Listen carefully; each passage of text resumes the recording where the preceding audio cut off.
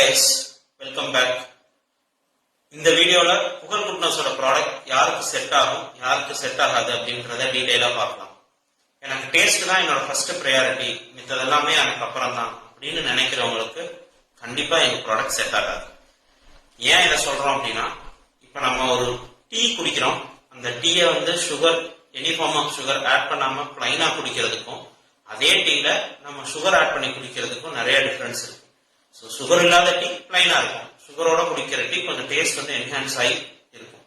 அதுக்காக டீயோட டேஸ்ட் நல்லா இல்ல அப்படின்றது அர்த்தம் கிடையாது.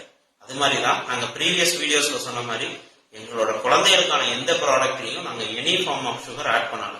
அப்ப எங்களோட ப்ராடக்ட்ல சுகர் ஆட் பண்ணாம இருக்கிறதுனால டேஸ்ட் வைஸ் கொஞ்சம் கம்மியா தான் இருக்கும்.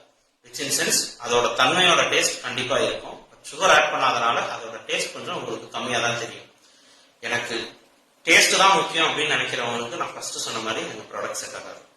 அப்ப யாருக்கு செட் ஆகும் அப்படின்னா, எனக்கு என் ஹெல்த் தான் ஃபர்ஸ்ட் ப்ரையாரிட்டி, மித்தது எல்லாமே அப்புறம் தான் அப்படின்ற புரிதல் இருக்கிறவங்களுக்கு கண்டிப்பா எங்க ப்ராடக்ட் செட் ஆகும். அடுத்தது, இப்பதான் நான் இதுக்கு முன்னாடி சுகர் ஆட் பண்ணிட்டு இருந்தேன், இப்போ நான் சுகர் ஆட் பண்ணக்கூடாது, இனிமேல் நான் கண்ட்ரோல்டா இருக்கணும்னு நினைக்கிறேன் அப்படின்றவங்களுக்கு கண்டிப்பா எங்க ப்ராடக்ட் செட் ஆகும். Thanks for all your support. Keep supporting us.